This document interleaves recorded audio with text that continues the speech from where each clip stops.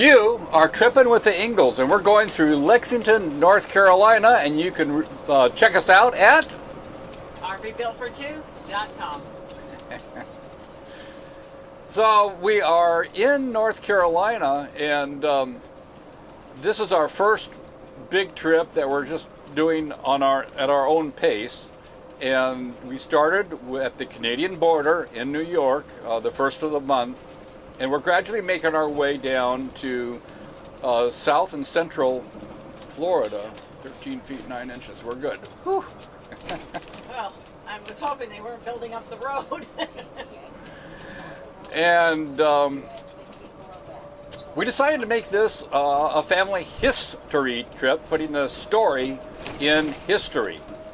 We've got ancestors that came over to the colonies in the 1730s, 1740s, and we decided to, well, let's trace the route a little bit.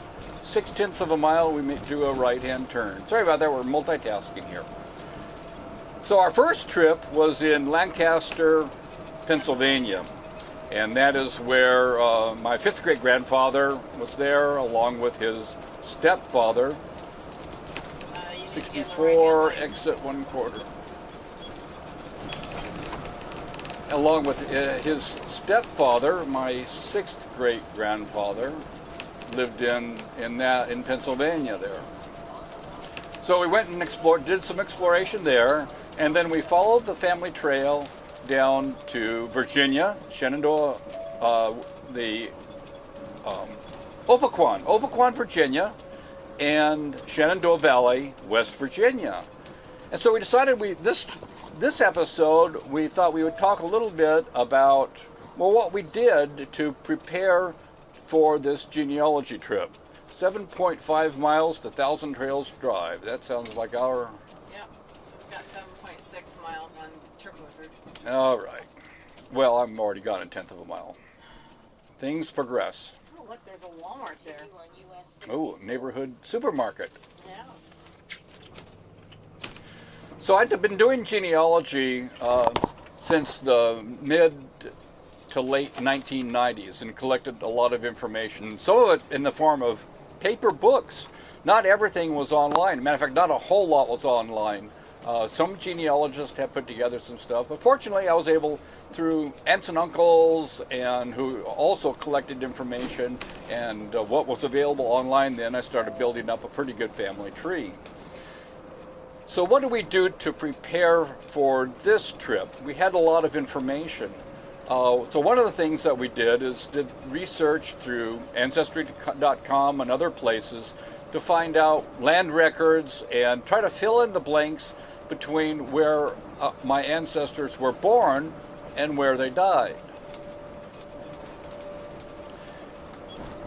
One of the things is that it's not as simple as it shows on the TV programs about genealogy, such as, who do you think you are? Oh, right, yes. Sorry. I noticed that there was a winery as we were going by. Oh, a winery. That's important. Anyways, yeah, when they go on the TV programs, in 30 minutes they condense it down, and somebody says, I want to do research on my 6th great grandfather who lived in Ireland, and they fly to Ireland, and somebody sits down, they sit down at this nice oaken table that is in a library, and, oh, this is your ancestors, and here's how they were related, and let's go out and drive to where they live.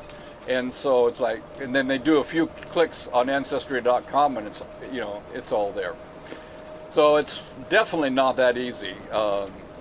It takes a lot of research and stuff, and it's like a detective. If you like detective work, then you would like genealogy.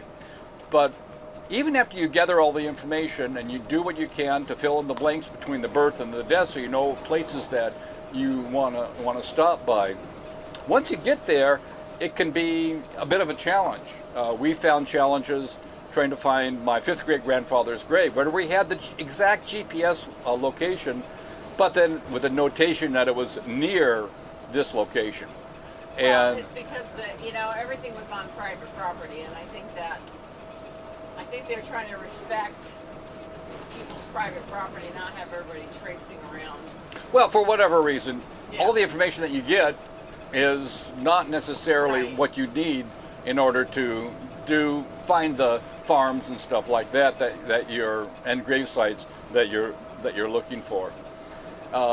So even once you you do all the research ahead of time, and you find the land records and things like that on Ancestry.com, and try to get all your ducks in a row.